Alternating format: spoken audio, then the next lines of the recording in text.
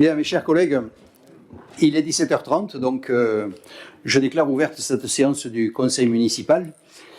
Comme les précédentes, je rappelle qu'elle se déroule sans public, mais que par contre, elle est en direct sur les réseaux sociaux. Et d'ailleurs, en votre nom à tous, je salue toutes les personnes qui sont devant leur écran et qui vont suivre cette séance du Conseil municipal de Tarascon. Nous allons procéder à l'appel. Limousin Lucien. Présent. Bouillard Fabien. Maki Nathalie. Ouvrard Max. Madeleine Clotilde. Demicy Francis. Planté Aude. Manoni Serge. Pujol Moata Marie-Chloé. Bourmel Morade. Vicini Véronique. Martel Valérie. Présente. Portela Roland. Barziza Lucie présente. Luperini Guy. André Suzy. Riousset Serge. Garbage Sabrina. Ducouré Alexandre. Mazio Estelle. Lemarec Jean-Pierre. Ledroll Stéphanie. Estevan Michel. Rabouin Séverine. Ré Cédric. Debicky Olivier. Martinez Olga. Estevan Patrick. Odou Suzanne. Bernard Mathieu. Lopi Frédéric. Remise Jean-Guillaume. Martinez Corinne.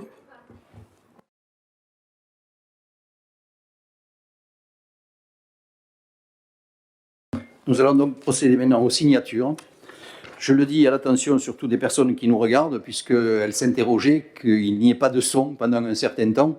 Voilà, la feuille de présence va faire le tour des élus et chacun va poser sa signature sur cette feuille de présence.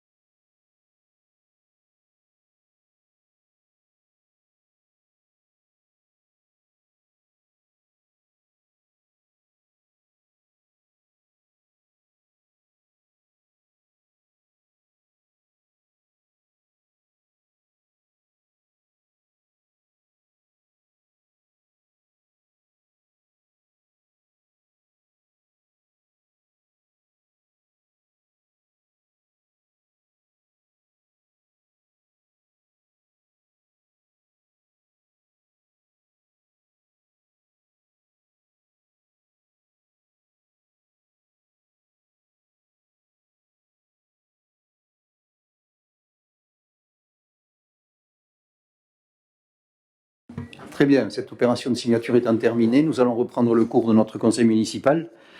Et je vais vous demander s'il y a des observations quant au procès-verbal du conseil municipal du 11 mars dernier. Pas d'observation, donc considérez qu'il est approuvé. Sur le compte rendu de délégation, y a-t-il des observations? Il n'y a pas d'observation, donc merci. Je le soumets peut-être au vote aussi. Qui est contre? Qui s'abstient? Merci. Avant de rentrer dans le vif du sujet de notre conseil municipal, je voudrais revenir quelques instants sur le coup de filet de la gendarmerie que nous avons vécu il y a quelques jours en matière de stupéfiants sur Tarascon. C'était donc le mercredi 31 mars et dès 6 heures, j'allais dire dès Potrominé, une grosse opération antidrogue a été conduite sur les communes de Beaucaire et Tarascon et même Bellegarde par 300 militaires placés sous la direction de la section de recherche de Marseille, qui était renforcée pour l'occasion par le GIGN et par un escadron de gendarmerie. Je peux vous confirmer mon soulagement lorsque j'ai été informé personnellement par le colonel Lambert du déclenchement de cette opération de gendarmerie concernant donc le trafic de stupéfiants sur le bassin de vie que constituent les communes que je viens de citer. Cela faisait des mois que j'interpellais Gérard Darmanin, le ministre de l'Intérieur, ainsi que le corps préfectoral, sur cette problématique de stupéfiants à Tarascon, et notamment sur le manque d'effectifs de policiers nationaux. Depuis la fusion des deux commissariats, Beaucaire et Tarascon, les effectifs ont fondu comme neige au soleil. Nous avions 55 agents de chaque côté, à la fusion, donc ce qui en faisait 110. Aujourd'hui, nous n'en avons que 53. C'est scandaleux de la part de l'État de laisser fondre les effectifs sur une collectivité, sur deux collectivités telles que Beaucaire et Tarascon. D'autant qu'à l'heure où il n'y a pratiquement plus de bleus, d'uniformes dans les rues, nos concitoyens ne vont plus se plaindre au commissariat, mais viennent voir le maire. Pendant ces longs mois d'attente, j'ai été soumis à la pression donc, de nos concitoyens qui me demandaient pourquoi on laissait se développer un marché à ciel ouvert de stupéfiants sur la commune. Mais j'étais aussi conscient de la difficulté, mais je ne pouvais pas en parler, que rencontraient les enquêteurs qui menaient les investigations pour rassembler les éléments concordants de culpabilité des délinquants et déterminer le moment opportun de l'action afin de trouver, de saisir les preuves matérielles du trafic. Je veux redire donc mon immense satisfaction suite à cette opération de grande ampleur et aux résultats exceptionnels obtenus par les enquêteurs qui agissaient dans le cadre de la juridiction interrégionale spécialisée et que relatent les différents articles de presse parus depuis. Il y a eu l'interpellation du chauffeur du camion qui venait de Lituanie. Il y a eu différentes perquisitions qui ont permis de saisir 3,3 millions d'euros, 70 kilos de cocaïne, 317 kilos de cannabis conditionné, 10 véhicules, dont le camion de 38 tonnes, et 11 téléphones portables, dont 6 étaient cryptés.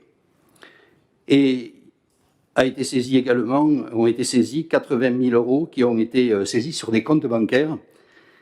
Et je voudrais rappeler que ce réseau irriguait tout le quart sud-est de la France, de Béziers à Nice.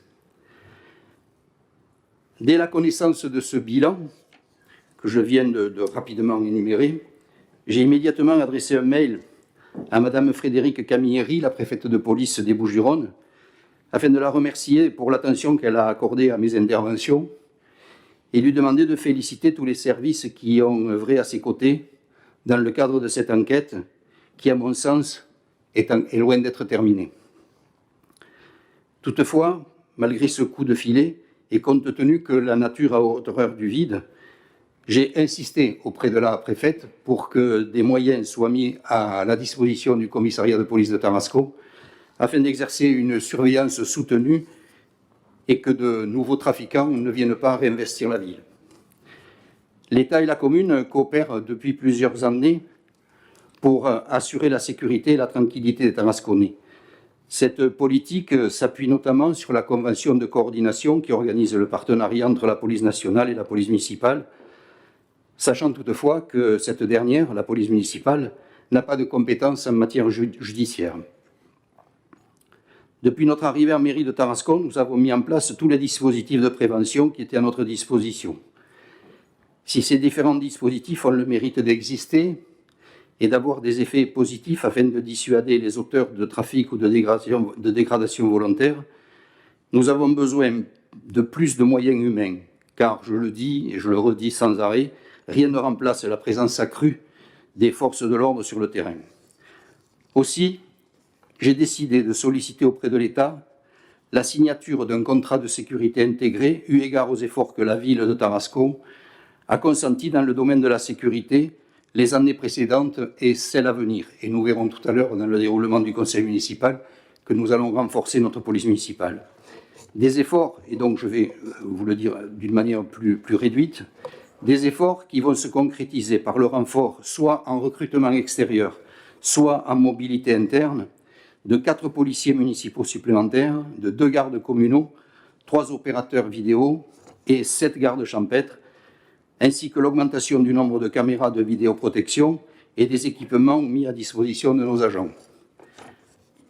La ville s'engage à augmenter aussi la plage horaire de l'emploi de la police municipale sur Tarascon jusqu'à 2h30 du matin, 6 jours sur 7 en été, et jusqu'à 1h30, 6 jours sur 7 pendant l'hiver.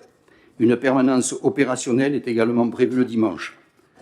Au total, il est prévu que fin 2022, l'effectif du service de sécurité publique municipal soit doté de 29 personnes, ce qui représente pour une ville de 15 000 habitants un ratio de 1 agent pour 500 habitants, soit le double du ratio qui est conseillé sur le plan national. Aujourd'hui, le combat continue contre ce fléau et je ne manquerai pas de vous tenir informé de la réponse que nous fera l'État suite à la demande de signature de ce contrat de sécurité intégré, d'autant que Tarascon a été et sera bon élève en la matière, avec un réseau de caméras très dense, un centre de supervision urbaine de dernière génération, un poste de police municipale flambant neuf, des effectifs renforcés, une politique de prévention soutenue. Enfin, et pour conclure, et en votre nom à tous, je renouvelle mes félicitations à tous les acteurs de cette opération tout à fait exceptionnelle qui a été réalisée dans notre bassin de vie. Si quelqu'un veut intervenir sur ce sujet, je vous donne la parole. Personne ? Non, simplement dire que c'est bien, c'était très impressionnant. J'ai été contrôlé au ferrage comme si j'avais été... Voilà, mais non, c'était impressionnant et c'est bien. Voilà, en espérant que ce ne soit pas par cycle, mais ça, c'est pas votre responsabilité. Mais non, c'était bien. Et puis les chiffres des saisies sont hallucinants quand même. Ah oui. C'est vraiment incroyable, c'est dire. C'est tout. Le colonel m'a confirmé le soir même, puisqu'il m'a appelé aussi le soir, pour me dire que c'était la plus grosse saisie qu'ils avaient pu réaliser dans l'année.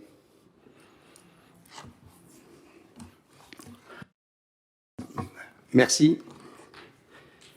On va donc passer à la reprise anticipée du résultat 2020. Monsieur Bouillard. Merci, Monsieur le maire. Bonjour à tous. Le principe de la reprise anticipée des résultats prévu par l'article 2311.5 du Code général des collectivités territoriales permet de reporter au budget de manière anticipée, sans attendre le vote du compte administratif, les résultats de l'exercice antérieur, donnant une vision exhaustive et globale des prévisions de l'année dès le vote du budget primitif. Ainsi, les résultats 2020 constatés par M. le maire et attestés par Mme la trésorière s'établissent comme suit.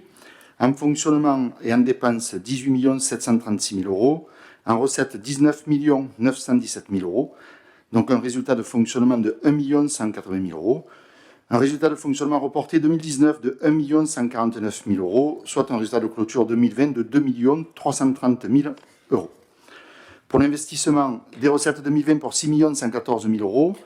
L'excédent 2019 en fonctionnement qui était affecté à l'investissement, 2 228 000 euros. Et l'excédent 2019 pour l'investissement, 4 224 000 euros, soit un total de recettes de 12 566 000 euros. Pour les dépenses 2020, 5 032 000 euros, soit un solde d'exécution de 7 534 000 euros. Il y a un reste à réaliser, en recettes de 390 000 euros et en dépenses de 3 309 000 euros, soit un solde de 2 918 000 euros. Donc, vu l'instruction budgétaire et comptable M14 et l'article 2311.5 du Code général des collectivités territoriales, les résultats 2020 constatés par M. le maire et attestés par Mme la trésorière, il est proposé au conseil municipal, après en avoir délibéré, d'approuver l'affectation définitive du résultat 2020 de la manière suivante: un report de fonctionnement pour 2 330 614 € et un solde d'exécution reporté pour l'investissement 7 534 062 €. Y a-t-il une intervention? On va donc passer au vote. Qui est contre? Qui s'abstient? Attendez, vous avez levé la main pour contre ou contre? D'accord. Donc, qui est contre, si vous voulez recommencer? D'accord. Abstention? Merci. Monsieur Bouillard, l'adoption du budget primitif. Merci. Donc, le budget primitif d'une collectivité est l'acte majeur par lequel sont prévues les dépenses et les recettes de l'année permettant la mise en œuvre des politiques publiques décidées par la municipalité. Il est donc proposé au conseil municipal, après en avoir délibéré, d'adopter le budget de la ville de Tarascon pour 2021 qui s'équilibre en recettes et en dépenses à la somme de 42 383 375 € et qui se répartit ainsi: en investissement dépensé en recettes 19 633 375 €, en fonctionnement dépenses et recettes 22 750 000 €. Donc, pour commenter le budget primitif 2021, il a été remis aux membres du conseil municipal une note de présentation. Cette note de présentation est construite sur le même modèle et à partir des mêmes données financières que le rapport d'orientation budgétaire, document à partir duquel nous avons tenu notre débat d'orientation budgétaire. Nous avons débattu du niveau et de la nature des recettes et des charges de fonctionnement. Je n'y reviendrai donc que de manière très synthétique, en vous rappelant d'abord que le budget a été construit en tenant compte au mieux de la situation exceptionnelle due à la crise sanitaire, qui est très incertaine et encore aujourd'hui. Les recettes sont prévues à hauteur de 20 419 000 € et les dépenses à hauteur de 19 372 000 €. Sur la note de présentation en page 10, vous avez une présentation synthétique du budget. Pour les recettes d'investissement, elles se constituent pour l'essentiel des subventions d'investissement obtenues, 5 895 000 €, d'une ligne de crédit de 1 263 000 €, du résultat d'investissement reporté que nous venons de voter à l'instant pour 7 534 000 €, du virement de la section de fonctionnement pour 3 377 000 €, soit 1 047 000 € attendus de l'exercice 2021 lui-même, donc la différence entre les recettes et les charges de fonctionnement de 2021, et 2 331 000 € qui sont les excédents des exercices antérieurs. Pour les dépenses d'investissement, elles sont du même montant, 19 633 000 €. Vous avez le remboursement des prêts pour 1 040 000 €. Les investissements prévus sont listés en page 12 du document. Je vous demande de vous y reporter. Vous avez des immobilisations incorporelles, préemption des baux commerciaux, 120 000 €, les subventions à l'OPA, 70 000 €, les subventions pour avalement de façade, 80 000 €. Des immobilisations corporelles, notamment l'acquisition de livres et de matériel informatique pour la médiathèque pour 326 000 €, les installations de toilettes automatiques, 100 000 €, les acquisitions d'immeubles, 200 000 €, le programme d'éclairage public, 350 000 €, la vidéoprotection, comme cela a été dit en introduction, pour 112 000 €, et une acquisition de balayeuses et laveuses pour 600 000 €. Le gros morceau des investissements, ce sont les immobilisations en cours, dont des travaux de proximité d'aménagement espace urbain pour 925 000 €. Je n'y reviens pas dans le détail, on en a parlé au débat d'orientation budgétaire, mais l'aménagement devant le panoramique sera effectué, le parvis de l'église Sainte-Marthe, la place Saint-Jacques, le plateau sportif de la Provençale, le cours de l'école Marcel Battle, ou encore les places Crémieux et les places Pi. Nous avons des autorisations de programme et des crédits de paiement qui sont ouverts cette année, nous y reviendrons dans une délibération ultérieure, qui sont prévus pour la maison multi-accueil en 2021 pour 5 406 000 €, le théâtre municipal 2 519 000 €, le boulevard Gambetta 1 261 000 €, la maison du Bellage 400 000 €, l'aménagement du quartier Ferrage par le programme NPNRU 55 000 €, la réhabilitation et l'extension de l'école Jean Massé pour 160 000 €. Tout ceci est hors report. Alors, pour les reports de dépenses, je vous demande de vous référer rapidement au document lui-même du BP en page 113.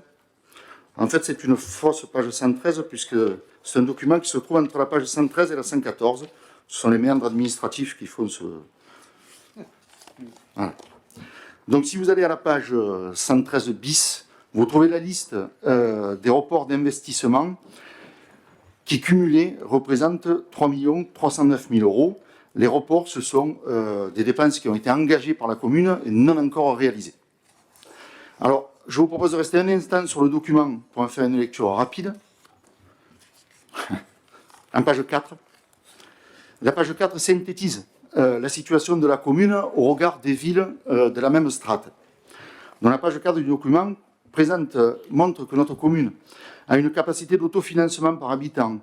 La différence entre les recettes réelles de fonctionnement et les dépenses réelles de fonctionnement de 69 euros par habitant contre 197 euros pour la moyenne de la strate. Cela reste dû principalement à un niveau d'imposition plus faible, car nous avons 473 euros par habitant de produits d'imposition contre 574 euros pour la moyenne de la strate, soit 101 euros de moins par habitant, et avec une dotation globale de fonctionnement de 38 euros par habitant, quand la moyenne de la strate est de 176 euros, soit près de 5 fois plus. En dépit de cette situation, nous avons un niveau de dépenses d'équipement brut par habitant de 1002 euros contre 310 euros pour la moyenne de la strate, soit un niveau d'investissement 3 fois plus élevé. Nous avons vu au débat d'orientation budgétaire que cette situation est vraie également au regard de nos communes voisines, quand bien même elles ne font pas partie de notre strate. Ce niveau d'investissement est obtenu en ayant un encours de la dette par habitant de 524 euros contre 886 euros pour la moyenne de la strate. Très rapidement, pour voir la structure du document, de la page 6 à la page 14 du document, vous avez une présentation générale du budget, mais que nous venons de voir ensemble et qui est détaillée dans la note de présentation. De la page 14 à la page 29, c'est la présentation détaillée du budget, mais même chose qui est reprise dans la note de présentation. De la page 30 à 86, il s'agit de la présentation par fonction du budget. Alors, je voudrais qu'on s'y arrête un instant à la page 30, qui est la présentation synthétique par fonction. Les dépenses de fonctionnement qui sont en bas du document de la page 30, les dépenses de fonctionnement ventilables, elles se répartissent en pourcentage ainsi pour la ville de Tarascon. Les services généraux, 31% des dépenses de fonctionnement. Aménagement, services urbains, environnement, 18%. Enseignement et formation, 14%. Sécurité, salubrité publique, 12%. Sport et jeunesse, 9%. Famille, 7%. Culture, 5%. Action économique, 2%. Intervention sociale et santé, 2%. Ce budget marque, comme ça a été dit en introduction par M. le maire, la volonté municipale d'accentuer les moyens mis à la disposition de la police municipale. C'est un effectif à terme de 29 personnes et un budget annuel pour 2021 de 2 300 000 euros. C'est dans ce cadre que la délibération que nous allons voter sur la création des postes de gardien de police municipale et de garde champêtre s'inscrit. C'est également dans ce cadre que s'inscrit la formation très prochaine des 6 gardes champêtres dont les postes seront également créés dans les délibérations à venir. En page 87, vous avez la répartition de la dette de la commune, mais pas la peine de s'y référer. En page 98, vous avez l'état des emprunts garantis par la commune. Alors ça, c'est un peu plus intéressant. Pour mémoire, la règle impose que la garantie annuelle accordée par la commune ne doit pas dépasser 50% de ses recettes réelles pour l'année concernée. Nous en sommes pour l'année 2021 à 12,33%. En page 104, vous avez les subventions accordées que nous voterons dans un instant. En page 107, vous avez les autorisations de programme et les crédits de paiement que nous avons présentés rapidement et qui feront l'objet d'une délibération juste après. En page 108, vous avez la photographie du personnel communal. En page 111, vous avez la liste des organismes pour lesquels la commune a pris un engagement financier. Et en page 113, vous avez les restes à réaliser que nous venons de lister ensemble. Enfin, page 114, vous avez les taux communaux d'imposition que nous voterons dans une délibération juste après. Donc tout ce que nous venons de voir ensemble est résumé dans un document très synthétique qui se trouve en page 13 de la note de présentation du budget. La forme de ce document a été élaborée par Frédéric Arnaud, le directeur du service financier de la commune. J'en profite pour le remercier pour la clarté de ce document qui synthétise tout ce que nous allons voter au sein du budget. Voilà, je veux ajouter très simplement qu'il s'agit là d'un budget important en termes d'investissement qui s'inscrit dans un programme pluriannuel qui lui-même est très important, de l'ordre de 10 millions d'euros d'investissement chaque année. Voilà, monsieur le maire, j'en ai terminé, je crois, pour la présentation synthétique du budget. Merci, monsieur l'adjoint. Y a-t-il des interventions? Nous, on avait fait nos remarques la dernière fois lors du débat d'orientation. Donc voilà. Après, j'en profite pour dire que nous, on soutiendra l'augmentation du taux d'imposition, puisqu'il Voilà, il faut bien contrebalancer, les investissements doivent perdurer. Et ce, au regard du fait que, même au premier conseil, sur le premier budget, on avait, voilà, la gestion de la ville est pour le coup saine, c'est pas le reproche qu'on peut vous faire. Et que l'imposition aussi, donc sur ça, on vous suivra. Voilà. Après, pas plus que la dernière fois et ce qu'on avait soulevé. Je vous remercie, Monsieur Remise. Y a-t-il une autre intervention? Alors, non, c'est exactement pareil. En fait, c'est ce qui avait été dit la dernière fois lors du débat d'orientation budgétaire. Écoutez, je vous remercie. On va donc passer au vote. Qui est contre? Qui s'abstient? Merci. Monsieur Bouillard, autorisation de programme et crédit de paiement. Merci. Conformément aux articles 2311.3 et R 2311.9 du Code général des collectivités territoriales, les dotations budgétaires affectées aux dépenses d'investissement peuvent comprendre des autorisations de programme et des crédits de paiement. Cette procédure permet à la commune de ne pas faire supporter au budget annuel l'intégralité d'une dépense pluriannuelle, mais seules les dépenses à régler au cours de l'exercice. Elle vise à planifier la mise en œuvre d'investissements sur le plan financier, mais aussi organisationnel et logistique. Elle favorise la gestion pluriannuelle des investissements et permet d'améliorer la lisibilité des engagements financiers de la collectivité à moyen terme.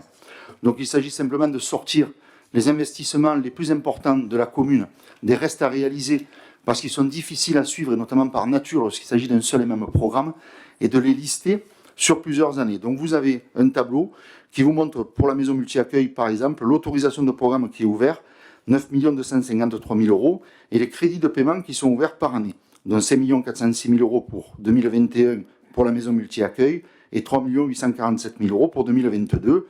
Vous avez cela pour 6 programmes, les 6 programmes principaux que la commune gère actuellement: la maison multi-accueil, le théâtre municipal, le boulevard Gambetta, la maison du Bellage, le NPNRU pour l'aménagement de l'espace public du quartier des Ferrages et la réhabilitation et l'extension de l'école Jean Massé pour un total de près de 30 millions d'euros qui vont s'étaler de 2021 à 2025, en tout cas pour les 2 derniers de ces programmes. Vu les articles 2311.3 et R 2311.9 du Code général des collectivités territoriales, il est proposé au Conseil municipal, après en avoir délibéré, de créer les autorisations de programme crédit de paiement selon le tableau susmentionné, d'autoriser Monsieur le maire à engager les dépenses de ces opérations à hauteur des autorisations de programme et de mandater les dépenses afférentes dans la limite des crédits de paiement de chaque exercice, et enfin de préciser que les crédits de paiement de 2021 sont inscrits au budget primitif 2021. Y a-t-il des interventions? Pas d'intervention. On va donc passer au vote de cette autorisation de programme et crédit de paiement, comme l'a rappelé M. Bouillard. C'est un dispositif qui allège la comptabilité et qui permet justement aujourd'hui, sans ces autorisations de programme, lorsque nous votons un budget d'investissement, nous sommes obligés d'inscrire dans le budget la totalité de la dépense, même si elle va être pluriannuelle. Alors que là, on va voter une autorisation de programme qui, elle, sera pluriannuelle, et chaque année, on n'inscrira que la dépense réelle qui sera en crédit de paiement. Voilà, donc nous allons passer au vote. Qui est contre? Qui s'abstient? Merci. Monsieur Bouillard, le vote des taux d'imposition. Merci. Donc, pour rappel, les taux de fiscalité de la commune de Tarascon sont inchangés depuis l'année 2003. Donc, les taux étaient les suivants: taxe d'habitation 12,13%, taxe foncière sur les propriétés bâties 19,66% et taxe foncière sur les propriétés non bâties 58,16%. Donc, cette délibération fait suite à la suppression par le gouvernement de la taxe d'habitation et donc de la fusion de la taxe foncière sur les propriétés bâties en un seul taux communal que nous allons voter pour la première fois cette année. Le cumul des taux sur la propriété bâtie, taux départemental et taux communal actuels sont de 34,71%. Vu le Code général des impôts et notamment les articles 1379, 1407 et suivants et 1636B sexies relatifs aux impôts locaux et au vote des taux d'imposition, il est proposé au Conseil municipal, après en avoir délibéré, de fixer les taux d'imposition de la fiscalité directe locale pour l'année 2021 de la manière suivante: taux de la taxe foncière sur les propriétés bâties 38,88% et taux de la taxe foncière sur les propriétés non bâties 58,16%. Y a-t-il une intervention? On vous écoute, monsieur. Monsieur le maire, mes chers collègues, donc nous comprenons très bien pourquoi vous faites cela. Hein. C'est lié donc à cette fausse bonne idée de l'État de faire croire aux citoyens qu'il supprime une taxe, sauf que celle-ci a été remise d'une façon impactant, directement les propriétaires. Donc on ne partage pas cette vision, comme vous, hein, d'ailleurs, vous l'avez précisé lors de la délibération sur le budget 2021. C'est pour cette raison qu'on va s'abstenir. Très bien, merci. Monsieur Remise, pas de déclaration, d'autres? Ben non, j'avais vous l'avez dit. déjà tout dit la dernière fois. Oui, bien sûr. Très bien, on va donc passer au vote. Qui est contre? Qui s'abstient? Mais merci, et merci de ce vote de soutien, monsieur Remise et madame Martinez. Et merci également pour cette abstention que je qualifie de positive.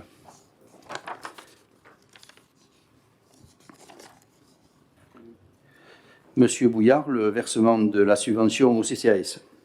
Oui. Chaque année, la commune de Tarascon verse une subvention d'équilibre au Centre communal d'action sociale afin de lui permettre d'exercer pleinement l'ensemble de ses missions, à savoir dans les domaines de l'action sociale, de la santé, des personnes âgées et des personnes handicapées. Aussi, je vous propose donc d'attribuer pour l'année 2021 la somme de 345 000 € au CCAS de Tarascon. Vu le Code général des collectivités territoriales, il est proposé au conseil municipal, après en avoir délibéré, d'approuver le versement d'une subvention de 345 000 € au CCAS de Tarascon et de dire que ce montant est inscrit au budget primitif 2021. Une intervention? Pas d'intervention. On passe donc au vote. Qui est contre? Qui s'abstient? Merci de cette unanimité. Monsieur Bouillard, attribution des subventions aux associations. Les collectivités locales peuvent soutenir les associations à but non lucratif de la loi du 1er juillet 1901, œuvrant dans le domaine social, culturel ou sportif et présentant un intérêt local pour la généralité des habitants de la commune par le versement d'une subvention. Dans le cadre de la campagne des subventions aux associations de l'exercice 2021, je vous propose d'octroyer les subventions selon la répartition ci-dessous pour un montant total de 470 450 €, dont vous avez la liste, par nature d'activité et par association. Vu le Code général des collectivités territoriales, vu la loi 2321 du 12 avril 2000 et le décret 2001-495 du 6 juin 2001, il est proposé au conseil municipal, après en avoir délibéré, d'attribuer les subventions 2021 aux associations telles que décrites dans le tableau ci-dessus et subordonner ce versement à la réception d'un dossier de demande de subvention complet, inscrire au budget primitif 2021 les crédits nécessaires au chapitre 65, nature 6574, et enfin il manque un article, je pense, dans la délibération que vous avez, mais il faut également autoriser monsieur le maire à signer les conventions d'objectifs avec les associations qui bénéficient de subventions dont le montant est supérieur à 23 000 €. Donc ce sont ces trois articles qui vont être votés maintenant. Y a-t-il une intervention? Je vous écoute, monsieur. Alors, monsieur le maire, mes chers collègues, donc, comme toujours, nous déplorons donc l'impossibilité de différencier, mais on en a déjà parlé à d'autres conseils municipaux, les différentes subventions en fonction des associations. En revanche, on est étonné de voir que les associations touchent en grande majorité la même chose qu'en 2020. Alors, je m'explique, il y a eu une crise, la crise Covid. Beaucoup de ces associations ont une activité réduite suite aux restrictions sanitaires annoncées par le gouvernement. D'autres associations, en revanche, ont multiplié leur action d'aide aux personnes, par exemple.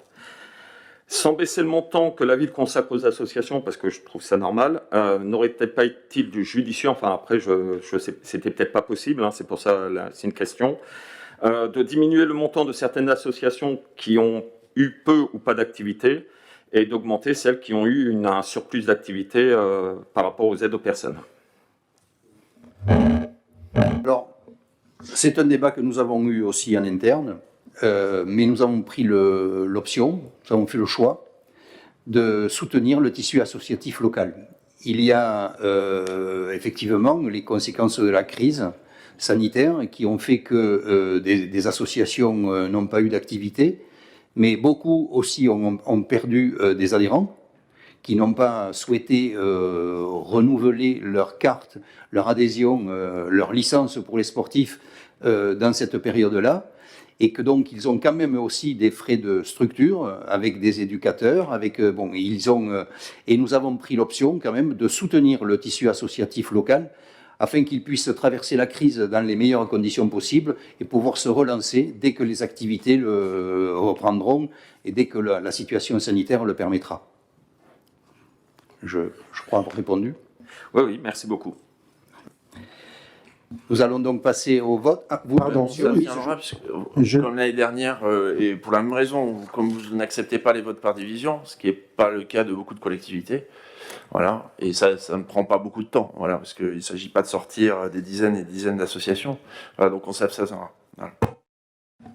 Très bien, on va passer donc au Pardon, vote. je ne participerai pas au vote par contre. Oui, En tant que président d'association. Président d'une association, oui.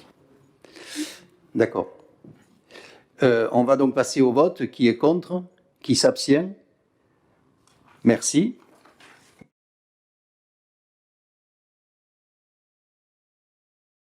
Pardon. Je vais vous présenter maintenant la modification des cas de recours aux astreintes.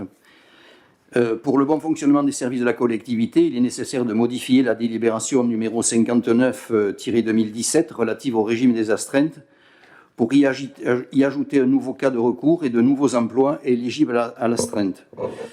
Je vous propose donc d'approuver cet ajout dans le cadre des interventions des services techniques et des démarches administratives, notamment dans le domaine funéraire. Il y aura comme ajout à la liste des emplois concernés par l'astreinte un agent affecté au service technique prévu dans le planning annuel d'astreinte. Jusqu'à maintenant, il n'y avait pas du tout d'astreinte. Et quand on avait des problèmes tout le week-end ou la nuit, eh bien, le directeur des services techniques appelait un agent un peu au hasard. Et donc aujourd'hui, il y aura une astreinte mise en place, si bien que tous les week-ends, toutes les nuits, il y aura un fonctionnaire territorial du service technique qui sera d'astreinte. Il en sera de même, notamment avec le service funéraire. Et aujourd'hui, on a d'ailleurs quelques soucis, notamment pour les week-ends, parce que lorsque quelqu'un décède, notamment du Covid, il faut que les funérailles aient lieu dans les meilleurs délais. Et que donc, il faut absolument avoir quelqu'un sous la main en permanence au niveau de l'état civil.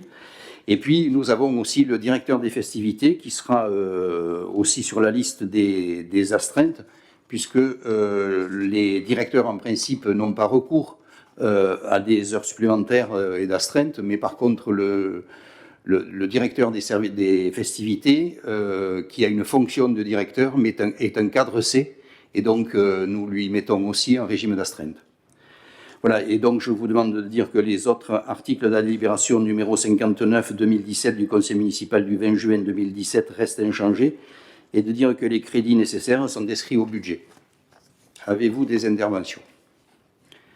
Pas d'intervention, on va donc passer au vote. Qui est contre? Qui s'abstient? Merci de cette unanimité. Alors, création de postes, personnel titulaire et stagiaire de la fonction publique territoriale. Cette délibération autorise la création de postes dans le cadre du bon fonctionnement de la collectivité et plus particulièrement de la direction de la sécurité et de la prévention à compter du 1er mai 2021. Donc, conformément à l'article 34 de la loi numéro 84-53 du 26 janvier 1984 portant dispositions statutaires relatives à la fonction publique territoriale, les emplois de chaque collectivité sont créés par l'organe délibérant.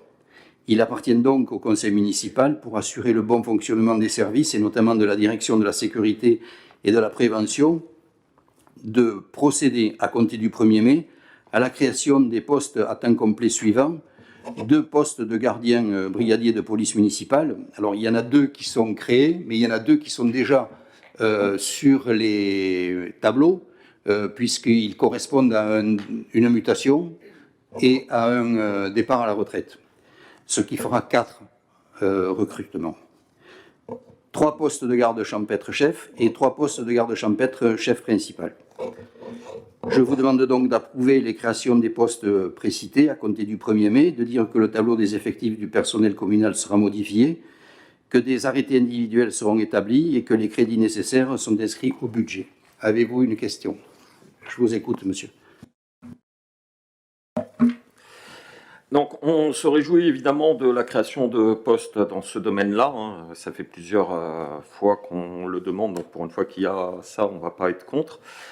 En revanche, on est assez surpris de la création de 6 gardes champêtres et pas des policiers municipaux. Donc, je m'explique, loin de sous-estimer l'utilité des gardes champêtres, c'est souvent plutôt utilisé pour des communes de moins de 5000 habitants. Or, Tarascon, c'est un peu plus. Et en fait, quelle est la différence entre les deux? C'est le Code de la sécurité intérieure qui définit les rôles de chacun. Il y a l'article L 521-1 qui explique que le garde champêtre concourt à la police des campagnes. Donc ils sont là principalement pour verbaliser des infractions liées aux décrets municipaux et certaines infractions au Code de la route. En revanche, l'article L 511-1 du Code de la sécurité intérieure, lui explique que le rôle des policiers municipaux complète l'action de la police municipale en matière de prévention, de surveillance du bon ordre et de la tranquillité, de la sécurité, de la salubrité publique. Donc pour nous, ils ont beaucoup plus de prérogatives que des simples gardes champêtres et peuvent verbaliser tout autant. Donc ça ne changerait pas la chose, sauf qu'ils auraient plus de prérogatives. Donc en fait, on se demande pourquoi est-ce que vous avez voulu embaucher des gardes champêtres plutôt que des policiers municipaux. Est-ce que c'est parce que vous préférez la verbalisation, par exemple préférant verbaliser les voitures qui se garent devant leur garage, parce qu'on a été sollicité par plusieurs personnes par rapport à ça, qui étaient garées devant des garages ou des garages abandonnés. Et apparemment, vous préférez, vous dites que c'est... Alors la loi, on est d'accord, on n'a pas le droit de se garer même devant son garage, sauf que le bon sens dirait que plutôt que de prendre une place de quelqu'un d'autre, il y a des personnes qui ont 2 véhicules, ils en garent une dans leur garage et une autre devant leur garage. Donc nous on pense le bon sens pour Tarascon, pense qu'il aurait été préférable pour les Tarasconnais d'avoir 6 policiers municipaux supplémentaires plutôt que 6 gardes champêtres.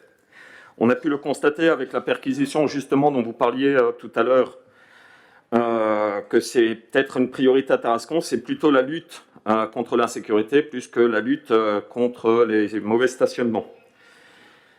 En revanche, et c'est ce que j'ai dit au début, comme cela va quand même dans le sens pour Tarascon, on votera pour la délibération. Voilà.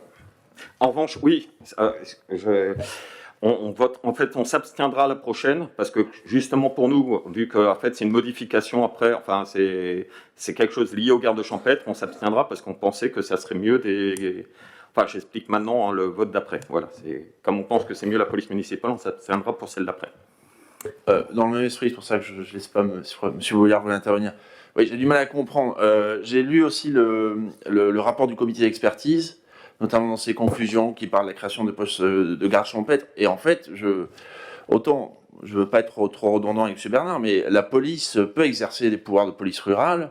Elle a aussi, qu'on le veuille ou non, un effet plus dissuasif. Le garde champêtre, c'est dans l'imagerie populaire, c'est gentil, voilà, il garde les champs, etc. Vous voyez ce que je veux dire? Je veux dire, vu la situation de Tarascon, vu ce qu'on a connu récemment qui concrétise ce que tout le monde constate, dire une bagnole de flic, c'est quand même plus impressionnant que une bagnole de gardes environnementaux ou de gardes champêtres. Donc, j'ai du mal à comprendre qu'on aille vers ça. Alors après, il y a peut-être des contraintes internes au sein, en termes de mutation, etc. Donc, je voudrais qu'on ait une explication, parce que, sans parler dans l'histoire des parkings, j'ai pas trop compris, mais il y a quand même l'effet dissuasif, et des flics, on sait ce que c'est. Un garde champêtre, on le regarde pas de la même manière, qu'on le veuille ou non. J'ai pas de dénigrement à leur égard, c'est pas la question. Et dans la perspective qui est la vôtre, qui est d'accroître le contingent, et comme vous l'avez reconnu la dernière fois, d'aller plutôt vers nos positions pendant la campagne, je trouve dommage qu'on soit sur une multiplication exorbitante du nombre de gardes champêtres, quoi. Voilà. Et que dans le subconscient des gens, un garde champêtre, c'est toujours pas un flic. Voilà. Et donc, un flic, un policier municipal, voilà. Et que le police municipal a les prérogatives de police rurale qu'un garde champêtre. Donc, je comprends pas. Voilà. Donc, nous, on s'abstient. Alors, moi, je vais vous donner une explication simple, c'est que tous les débats que vous avez soulevés, les questions que vous avez soulevées, nous les avons soulevées nous-mêmes auprès des professionnels de la commune qui sont attachés à la sécurité, le directeur de la sécurité publique, comme le chef de poste aujourd'hui, qui est un ancien gendarme. La conclusion, c'est que alors, le statut de garde champêtre est en gros l'équivalent de celui du policier municipal. D'abord, on ne va pas leur mettre une casquette de garde champêtre tirez-y dessus, ou on ne va pas les mettre à essayer de compter le nombre de maïs dans les champs. La question, c'est pour nous d'augmenter le nombre d'agents de la filière sécurité le plus rapidement possible. Donc on avait deux possibilités, soit effectivement des policiers municipaux avec un très gros problème de recrutement aujourd'hui, un très gros problème de formation auprès du CNFPT, soit la possibilité de passer par les gardes champêtres qui ont, encore une fois, j'insiste, des compétences équivalentes à celles des policiers municipaux, parfois même en matière d'environnement, parfois même, s'il vous plaît, attendez, je finis, en matière d'environnement supérieur, une durée de formation de 3 mois au lieu de 6 mois pour les policiers municipaux, et ils seront armés sur simple décret du maire de la même manière que nos policiers municipaux. Ils ont la possibilité de tourner en brigade avec les policiers municipaux, ce que n'ont pas la possibilité de faire les ASVP, dont nous augmentons le nombre d'agents de la sécurité publique de la même manière que si nous embauchons des policiers municipaux. L'optique qui a été conservée, c'est les agents qui veulent être policiers municipaux passeront le concours et seront nommés à la ville de Tarascon, et ceux qui ont été repérés par le directeur de la sécurité publique et le chef de poste comme étant aptes à être gardes champêtres vont être nommés gardes champêtres par la délibération que nous sommes en train de voter, partent en formation au mois d'octobre et seront sur le terrain dès le mois de janvier 2022. Voilà. Alors, Je vous en prie, monsieur. Oui, merci, monsieur le maire. Juste par rapport, quand vous dites que c'est les mêmes compétences, enfin apparemment, c'est pas ce que dit le Code de la sécurité intérieure. Hein, j'ai regardé les deux articles. Il y en a un qui fait une dizaine de lignes, l'autre qui en fait une quarantaine. Donc, soit le Code de la sécurité intérieure, pour dire la même chose, utilise 40 lignes pour les policiers municipaux et 10 pour les gardes champêtres. Voilà. Mais je ne sais pas quel est le groupe d'experts dont vous parlez, enfin, le rapport d'experts dont vous parlez, M. Remise. Si vous faites référence au comité technique, le comité technique a été présenté de façon telle qu'il y a une précision sur les rôles respectifs et les prérogatives respectives des gardes champêtres et des policiers municipaux. Je vous invite à le lire et à parfaire votre documentation parce que leurs rôles sont à peu près identiques, sauf en matière d'environnement où le rôle des gardes champêtres en matière de verbalisation est plus important que celui des policiers municipaux. Ouais, excusez-moi, vous m'avez coupé. Et en plus, non, mais c'est pas grave. J'entends le fait que vous êtes pressé de d'en recruter, etc. Sauf que ça fait quand même plus de 6 ans que vous êtes au pouvoir et ça fait 6 ans qu'on vous dit que ça serait bien d'augmenter les effectifs. Donc en fait, c'est gouverner, c'est prévoir. Vous auriez pu le prévoir avant. Voilà ce qu'on pense.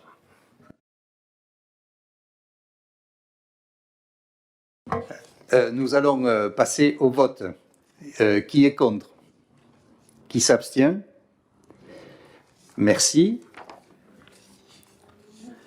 La délibération suivante concerne justement le régime indemnitaire de la filière de police municipale et qu'on va étendre au cadre d'emploi des gardes champêtres à compter du 1er mai 2021. Je rappelle à l'Assemblée que le dispositif du régime indemnitaire tient compte des fonctions, des suggestions, de l'expertise et de l'engagement professionnel, et notamment l'indemnité de fonction, de suggestion et d'expertise mise en place depuis le 1er juillet 2017, qui ne concerne pas les agents de la filière police municipale et que par conséquent le régime indemnitaire de cette filière a été quand même maintenu. Donc je propose l'extension du régime indemnitaire de la filière police municipale au cadre d'emploi des gardes champêtres et plus précisément pour les indemnités spéciales mensuelles de fonction, d'administration et de technicité et horaires pour travaux supplémentaires. Chacune de ces indemnités est expliquée dans le corps de la délibération et je vous propose donc d'approuver l'extension de l'attribution de l'indemnité spéciale mensuelle de fonction à tous les grades du cadre d'emploi des gardes champêtres dont le montant ne pourra être supérieur à 20% du traitement mensuel brut soumis à retenue pour pension modulable en fonction du poste occupé et de modifier la délibération numéro 564-2006 du Conseil municipal du 18 décembre 2006, d'approuver l'extension de l'attribution de l'indemnité d'administration et de technicité à tous les grades du cadre d'emploi des gardes champêtres et par ce conséquent de modifier l'annexe 1 de la délibération numéro 321-2007 du Conseil municipal du 5 juillet 2007 et d'approuver le versement de l'indemnité horaire pour travaux supplémentaires aux agents appartenant au cadre d'emploi des gardes champêtres et de modifier la liste des grades de la délibération numéro 223-2002 modifiée du 11 juin 2002 en y ajoutant les grades de garde champêtre chef et de garde champêtre chef principal. Dire que ces dispositions entreront en vigueur à compter du 1er mai 2021, dire que les autres éléments des différentes délibérations précitées restent inchangés, dire que des arrêtés individuels seront établis et que les crédits sont inscrits au budget. Y a-t-il une intervention? Donc on a retenu ce que vous nous disiez tout à l'heure, Monsieur Bernard. Je passe donc au vote. Qui est contre? Qui s'abstient? Merci. Suppression de poste. Cette délibération autorise la suppression, après avis du comité technique, de l'emploi de responsable du bureau de la réglementation et de la prévention, et par conséquent d'un poste à temps complet correspondant au grade de chef de service principal de police municipale dans le cadre de la réorganisation de la direction de la sécurité et de la prévention à compter du 1er mai 2021. Conformément aux articles 34 et 97 de la loi numéro 84-53 du 26 janvier 1984 portant dispositions statutaires relatives à la fonction publique territoriale, les emplois de chaque collectivité sont créés par l'organe délibérant. La suppression doit recueillir également l'avis préalable du comité technique. Dans le cadre de la réorganisation de la direction de la sécurité publique et de la prévention, et après consultation du comité technique le 19 mars 2021, la fermeture du bureau de la réglementation et de la prévention a été validée. Aussi, l'emploi de responsable du bureau de la réglementation et de la prévention est de ce fait un poste à temps complet correspondant au grade de chef de service principal de deuxième classe de police municipale doit être supprimé au tableau des effectifs de la collectivité. Je rappelle que le bureau de la réglementation et de la prévention avait été créé le 1er octobre 2017 par nécessité de service et après avis du comité technique du 22 septembre 2017, suite au départ par mutation du chef de poste de police municipale, agent de catégorie B. Pour assurer la continuité du service, ces missions avaient été alors réparties entre deux agents comme suit: un agent de catégorie C, brigadier chef principal de police municipale, nommé chef de poste par intérim par note de service dont la mission principale était d'assurer la continuité de la gestion opérationnelle du poste avec les agents engagés sur la voie publique, et un agent de catégorie B, chef de service principal de deuxième classe de police municipale, lui confiant la responsabilité du bureau de la réglementation et de la prévention en charge des dossiers des voisins vigilants, des travaux d'intérêt général de sécurité, service habitat, des concertations SPA, des différentes réunions avec les services extérieurs, des instructions et suivis des différents dossiers administratifs et des arrêtés municipaux. Avec la nomination récente d'un chef de poste, agent de catégorie B, dont la formation initiale va se terminer, et le départ en retraite du chef de poste par intérim, la mission confiée au bureau de la réglementation et de la prévention sera reprise par l'emploi du chef de poste, dont les missions seront élargies.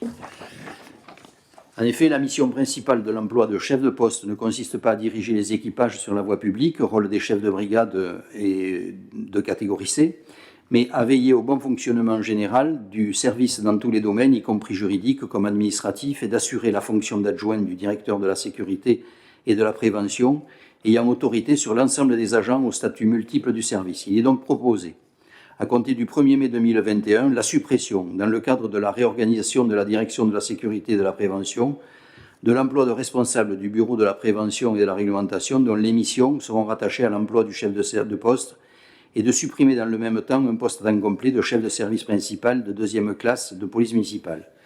Il est précisé que, sans possibilité pour la collectivité de pouvoir offrir à l'agent occupant cet emploi un emploi correspondant à son grade dans son grade d'emploi ou avec son accord, dans un autre cadre d'emploi, l'agent concerné sera placé en surnombre dans la collectivité pendant 1 an, puis, le cas échéant, sera pris en charge par le centre de gestion des Bouches-du-Rhône.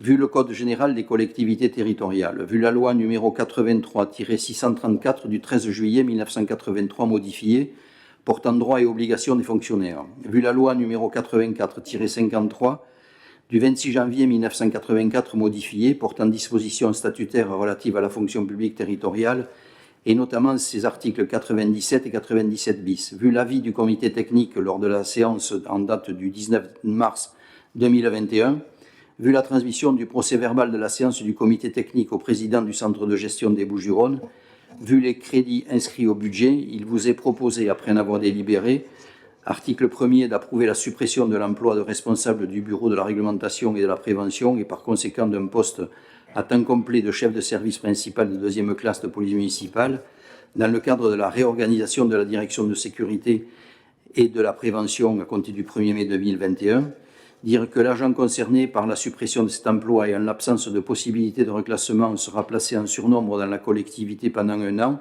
puis le cas échéant pris en charge par le centre de gestion des Bouches-du-Rhône, faute d'affectation durant cette période sur un emploi correspondant à son grade, dire qu'un arrêté individuel sera établi, que le tableau des effectifs sera modifié et que les crédits sont inscrits au budget. Y a-t-il une intervention? Je vous écoute. Oui, monsieur le maire et mes chers collègues. Donc, dans un premier temps, est-ce qu'on pourra avoir, parce qu'en fait, vous ne l'avez pas mis, il y a eu il y a des modifications par rapport à la création et la suppression de postes, le tableau des effectifs. Vu que vous allez, c'est marqué à l'article 4 que vous modifiez le tableau des effectifs, ça serait bien qu'on ait le tableau des effectifs à chaque fois qu'il y a une modification, une création de poste, si c'est possible. À l'occasion du prochain conseil municipal, vous aurez une délibération qui fera le toilettage de la totalité des postes qui doivent être supprimés. Et on répondra enfin à vos demandes successives. Alors, ça tombe bien parce que justement, c'était la deuxième partie de ce que j'allais dire. Alors, que dire de cette délibération? Nous voyons bien que c'est une volonté de monsieur le maire de supprimer rapidement un poste d'un agent dont il estime ne plus avoir besoin. Donc, vous l'avez expliqué, pourquoi, il n'y a pas de souci. Mais normalement, vous mettez plus de temps pour supprimer les postes des agents suite à des, à des promotions. Les postes ne sont pas supprimés. Et là, vous le supprimez tout de suite. Donc, en fait, on est un petit peu étonné. On ne compte pas rentrer dans la polémique pour savoir les réelles raisons de cette séparation, mais nous la déplorons et c'est pour cette raison qu'on votera contre cette délibération. Pour synthétiser ce qui n'est pas écrit, ce qui ne peut pas être écrit là, vous fermez la porte de quelqu'un qui a été mis au placard. Voilà, donc bon, c'est bien habillé, mais la réalité c'est celle-ci quand même. Voilà. Donc nous on s'abstiendra. Très bien, on va passer au vote. Qui est contre? Qui s'abstient? Merci. Délibération suivante, c'est le refus. Je vais vous proposer de refuser le transfert de la compétence en matière de plan local d'urbanisme à la communauté d'agglomération Arles-Croc-Camargue-Montagnette. Le renouvellement du refus de transfert de la compétence communale en matière de PLU, ce refus acte la nécessité de garder la maîtrise, l'élaboration et révision d'un document d'urbanisme correspondant aux besoins identifiés localement. Il s'agit de garder l'impulsion locale concernant d'une part les choix d'aménagement du territoire et d'autre part le développement économique, la préservation des zones agricoles et naturelles et l'amélioration du cadre de vie. En fait, nous avions déjà pris une délibération en ce sens lors du précédent mandat. Et là, après les élections municipales et le renouvellement des élus au conseil communautaire, je vous propose donc de nous opposer une fois de plus au transfert de la compétence en matière de PLU ou de documents d'urbanisme en tenant lieu à la communauté d'agglomération Arles-Croc-Camargue-Montagnette et de m'autoriser à signer au nom et pour le compte de la commune tout acte et tout document relatif à ce refus. Y a-t-il une intervention? Pas d'intervention. On vote donc, on passe au vote. Qui est contre? Qui s'abstient? Merci de cette unanimité. Je vais vous proposer maintenant un avenant à la convention, l'avenant numéro 1, à la convention passée entre la ville de Tarascon, la communauté d'agglomération Arles-Croc-Camargue-Montagnette et le groupe Action Logement. Alors Action Logement, je précise que c'est l'ancien 1% patronal. Présentation donc de cet avenant à la convention initiale qui a été passée le 20 décembre 2019 entre la ville, la communauté d'agglomération et le groupe Action Logement. Cet avenant constitue le volet immobilier des engagements pris par la ville, la communauté d'agglomération et Action Logement. Il s'agit pour ce dernier, Action Logement, de réaliser une réservation prévisionnelle de concours financiers à hauteur d'une somme de 2 678 000 € affectée au projet de production de logements décrit dans l'annexe 1. Alors, il y a eu un oubli lors de l'envoi. L'annexe 1 ne figurait pas dans les dossiers, vous l'avez sur la table. Elle vous a été mise à disposition et qui énumère les différents les différents immeubles qui font l'objet de cette intention d'investir d'Action Logement. Il y a les 14 et 16 rue Jean Jaurès, il y a le 17 rue Lubière, 46 et 40 rue des Halles, un îlot place de la Révolution et le 33 rue Nicolas Logier et qui donne également sur le boulevard Gambetta. Voilà. Je rappelle que le groupe Action Logement s'est engagé à financer la rénovation immobilière des centres-villes moyennes pour appuyer les collectivités locales qui portent un projet de redynamisation de leurs centres et de rééquilibre de leur tissu urbain et périurbain.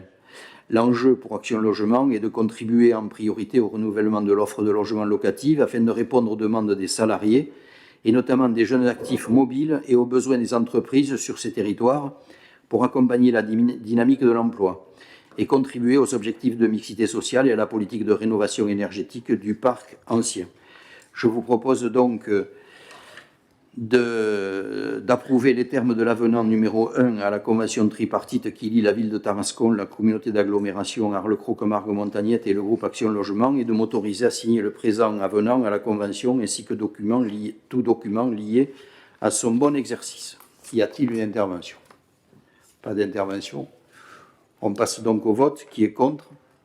Qui s'abstient? Très bien, merci. Abstention, donc. Je vais rapporter en lieu et place de Max Ouvrard la délibération suivante, puisque Max Ouvrard est testé positivement. Et donc, je vais rapporter cette délibération en sa place. Il s'agit de la politique de la ville et l'approbation de l'avenant à la Convention cadre des centres sociaux qui nous lie à la caisse d'allocation familiale.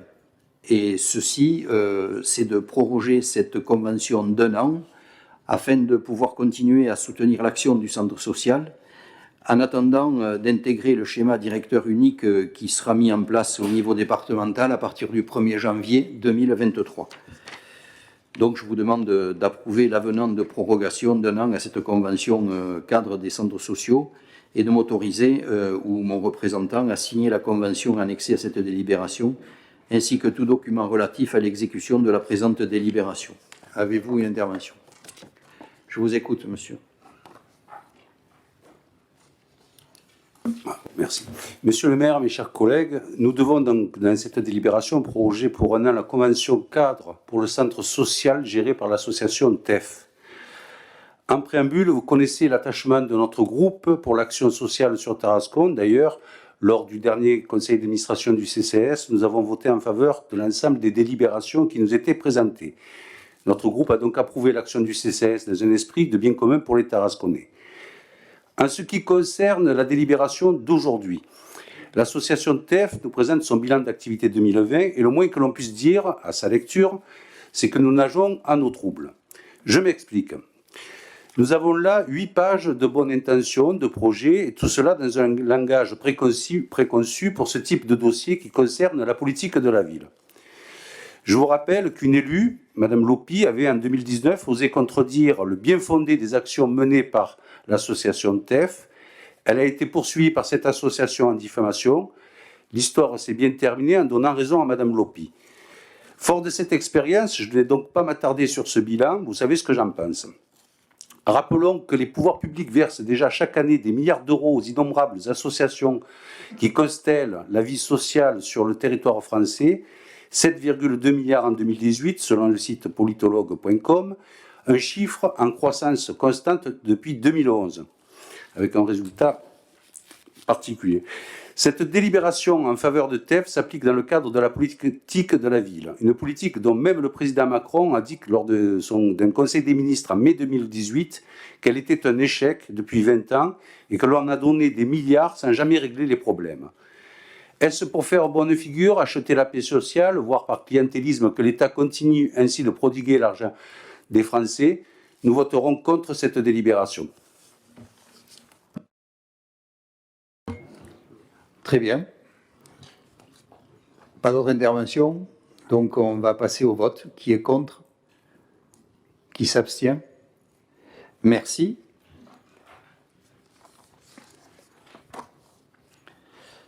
Madame Planté, prochaine délibération. Bonjour à tous.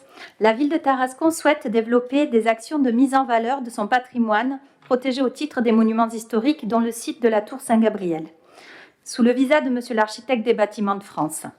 Pour cela, elle souhaite passer une convention avec l'Association départementale pour le développement des actions de prévention des Bouches-du-Rhône, l'ADAP 13. Cette association va, dans le cadre de ses missions, mettre en œuvre un chantier de débroussaillage confié à des jeunes Tarasconnais, chantier d'une durée d'1 mois. La ville de Tarascon souhaite donc développer des actions de mise en valeur de son patrimoine, protégé au titre des monuments historiques, dont le site de la Tour Saint-Gabriel, sous le visa de Monsieur l'architecte des bâtiments de France. Les objectifs de la ville sont les suivants. Permettre aux jeunes Tarasconnais de s'approprier leur patrimoine local et participer à sa sauvegarde. Créer un élément d'attractivité et de découverte supplémentaire pour le public de ce site, qui est une porte d'entrée naturelle au parc naturel régional des Alpilles, côté Tarascon, et provoquer des échanges entre les jeunes de milieux différents en voie d'insertion professionnelle. Donc, les objectifs de l'ADAP 13 sont inscrits dans le cadre de ces missions de prévention confiées par le Conseil départemental des Bouches-du-Rhône, et l'ADAP 13 développe des chantiers éducatifs. Les objectifs de l'ADAP 13 sont l'accompagnement socio-éducatif des jeunes en difficulté d'insertion socio-professionnelle, l'aide à la construction du projet professionnel et la construction de l'estime de soi, et donner une image positive des jeunes. Vu le Code général des collectivités territoriales, il est proposé au Conseil municipal, après en avoir délibéré, de se prononcer sur la mise en place d'un chantier d'insertion à compter du mois de mai 2021 pour une durée d'1 mois, d'approuver la signature de la convention entre la ville de Tarascon et l'ADAP 13, d'autoriser Monsieur le maire à signer au nom et pour le compte de la commune tous les documents relatifs à ce dossier, et d'autoriser également Monsieur le maire à signer les renouvellements annuels. Y a-t-il une intervention? Il n'y en a pas, donc on passe au vote. Qui est contre? Qui s'abstient? Merci de l'unanimité. Eh bien, délibération, la dernière de ce conseil municipal, Madame Marie-Chloé Pujol-Moita. Elle est là. Elle est là. Ah. Merci, Monsieur le maire. Bonjour à tous. Donc, l'objet de cette délibération est l'approbation et la mise en œuvre de la procédure dite du 1% artistique dans le cadre du projet de la médiathèque de Tarascon, approbation du règlement intérieur et nomination de ses membres. L'obligation légale de décoration des constructions publiques, communément appelée le 1% artistique, est une procédure spécifique de la commande publique d'œuvres d'art. Elle impose aux maîtres d'ouvrage publics de consacrer 1% du coût hors taxe de leur construction à la commande ou l'acquisition d'une ou plusieurs œuvres d'un artiste vivant. Considéré bâtiment structurant de la politique culturelle portée par la commune, il est proposé d'adopter et de lancer l'opération dite du 1% artistique pour la future médiathèque en accord avec l'État, DRAC-PACA. Pour cela, il convient d'approuver la mise en œuvre de la procédure dite du 1% artistique pour la dite médiathèque, d'approuver le règlement intérieur ainsi que la nomination de ses membres. Vu le Code général des collectivités territoriales, vu le Code de la commande publique, vu les décrets numéro 2002-677 du 29 avril 2002 et 2005-90 du 4 février 2005 relatifs à l'obligation de décoration des constructions publiques et précisant les conditions de passation des marchés ayant pour objet de satisfaire à cette obligation, vu l'article 7 du décret 2002-677 du 29 avril 2002 modifié relatif à l'obligation de décoration des constructions publiques, cette procédure nécessite la constitution d'un comité artistique.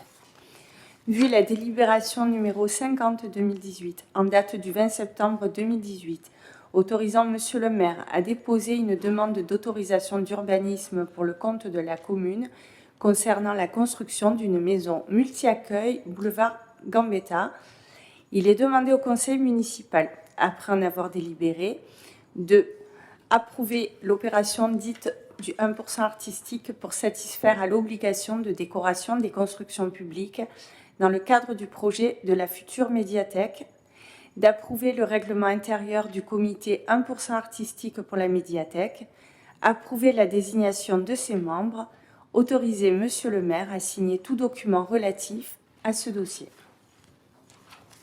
Y a-t-il une intervention? Pas d'intervention. On passe donc au vote. Qui est contre? Qui s'abstient? Merci. Alors avant de conclure, je voudrais vous rappeler que nous devons chacun apposer une signature pour le vote du budget. Donc je vous demande de ne pas quitter la salle sans avoir satisfait à cette procédure. Merci de votre participation et je vous souhaite à chacune et chacun une bonne soirée. Et je remercie tous ceux qui étaient devant leur écran et qui ont participé à cette séance du conseil municipal. Bonne soirée à tous.